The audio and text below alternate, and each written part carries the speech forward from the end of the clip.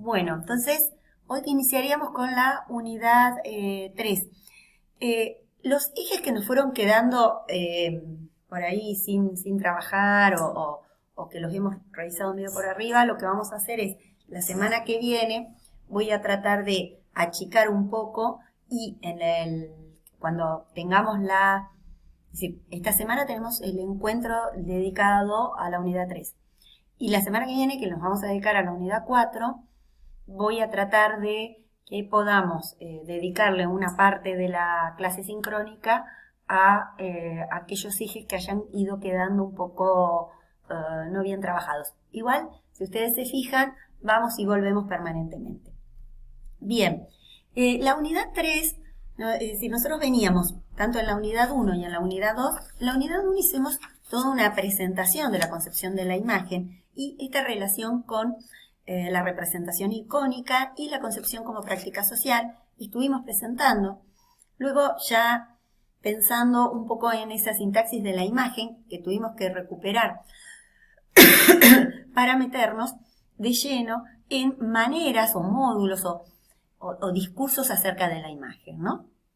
Estos textos sobre la imagen, pensando en la imagen, decíamos, dentro de la historia del arte, pero también dentro de esta nueva mirada o este nuevo abordaje que se propone desde los estudios visuales, y desde allí trabajábamos toda la tradición ligada a los estudios, a la iconología, a la iconografía, a la tradición de Warburg, que Warburg tiene esta revisión, decíamos, y esta presencia tan fuerte.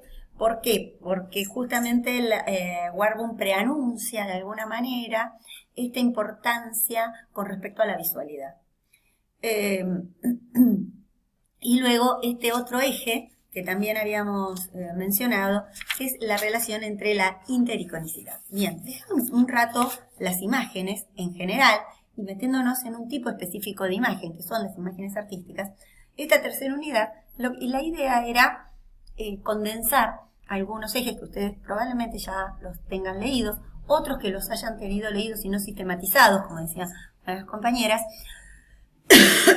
para que podamos ya de lleno entrar a distintas miradas con respecto a la estética, ¿no? Si bien la estética y la diferencia entre la teoría del arte y la estética, decíamos, ¿no? Por un lado, la teoría del arte, o sea, una disciplina que lo que busca y lo que pone en tensión, y desde allí nos vamos a remitir a esta reflexión que nos hace Hegel sobre por qué él quiere y de alguna manera critica pensar la concepción de estética, ¿no? Dice, si bien, bueno, voy a hablar sobre la estética, no me parece la palabra más feliz para referirme a qué se dijo o a qué reflexión filosófica busca hacer del arte. Sobre el arte, tendríamos todo ese momento preestético que se le llama, que es el momento que iría desde el pensamiento griego, el nacimiento en la antigüedad, hasta el siglo XVIII. Entonces se lo considera como un momento preestético. 1750, con la obra de Baumgarten, Aesthesis o Gnoseología Inferior, se ubica como nacimiento de la disciplina estética, y desde entonces la reflexión sobre lo que es la obra de arte y el tratar desde la filosofía de definir este concepto de el arte, ¿no? Un concepto en singular, en mayúscula, y luego toda si bien le da el nombre Baumgarten, diríamos, y plantea una concepción de artista muy interesante con respecto a la importancia del manejo de la técnica por parte del artista, y este interés por el estudio de la sensibilidad, y la sensibilidad como un camino de conocimiento en el caso de la obra de Baumgarten, pero es la obra de Immanuel Kant quien termina de consolidar este edificio teórico que va a marcar lo que es la concepción de la autonomía del arte, ¿no? Que se constituye una característica de la estética de la modernidad. Otra característica de la estética de la modernidad va a ser este dominio de teorías subjetivistas con respecto al arte, dado que ya desde que entramos en este elogio del individuo que implicó el Renacimiento, que implicó la Edad Moderna, hay un fuerte interés por la percepción, ¿no? Por el gusto con respecto a esa obra, ¿no? Entonces veníamos de teorías objetivistas en donde lo que se analizaba era las características de la obra, porque la belleza o estaba ligada a características propias de la obra o, ¿no?, al hacer, a las relaciones y a la forma y a la estructura de la obra, ¿no? A eso me refiero, o porque era una idea que superaba y que se podía poner de manifiesto en la obra. Pero a lo que me refiero con estéticas subjetivistas van a ser aquellas teorías en donde se va a interesar y se va a descubrir de que quien le adjudica ese carácter de bello tiene que ver con un juicio de gusto, ¿no? Entonces, toda esta tradición de catálogos, de textos, perdón, no son catálogos, de textos ligados a lo que sería el juicio de gusto, que tiene como obra central la crítica del gusto de Immanuel Kant, ¿no? Y desde entonces toda esta tradición, yo lo puse, probablemente ya lo han leído, y si no, los invito a que lo lean, La analítica de lo bello en sus 4 momentos, ¿no? Por eso me parecía, porque es ese puntapié y ese espacio de bisagra. En ese momento nace la estética como disciplina. ¿Y por qué digo teoría del arte o estética? Y estética lo estoy diciendo en singular, ¿no? Y no es un error, diríamos, ¿no? Esa discusión la va a entablar un autor bisagra para lo que va a ser la estética contemporánea, que es Hegel, ¿no? Y por eso voy a invitar a que también revisemos obras de Hegel con respecto a la concepción del arte, ¿no? Será Hegel para quien el arte es la manifestación del espíritu absoluto, y el arte ya no tiene que ver con, entonces ya no se estaría de alguna manera invitando a ese goce estético, a ese goce sensible, sino que tiene que ver más que nada con la reflexión, ¿no? Y en eso abre todo el camino del arte del siglo XIX, pero en especial del XX, ¿no? Es decir, hoy releer a Hegel, y es algo que nos invita a hacer Danto, por ejemplo, Arthur Danto, releer a Hegel tiene una actualidad en las obras contemporáneas que nos costaría pensar que una obra de arte contemporáneo es una obra que remite a la sensibilidad solamente, ¿no? Sino que las obras contemporáneas primeramente generan y dominan un goce teorético, ¿no? El goce teorético, ese goce que no se da desde lo sensible, desde ese primer contacto con la obra ligado a la intuición, sino que se da por todo un proceso de camino de reflexión, ¿no? Y entonces es esa reflexión a la que invita la obra, que podríamos decir, a partir de la cual yo podría o conocer el espíritu absoluto, diría Hegel, o la obra me devela la verdad, diría Heidegger, ¿no? Es decir, fíjense que si uno empieza a buscar, o la obra se constituye en ese carácter ligado a lo imaginario, en el caso de Hegel. Pero, posteriormente, entonces, pasamos a tener esta mirada entre la teoría estética, la estética, y luego las distintas estéticas que tienen que ver con qué nuevos conceptos o qué nuevos criterios empiezan a ponerse en discusión respecto, respecto a las teorías del arte, ¿no? Fue Hegel el primero que plantea el fin del arte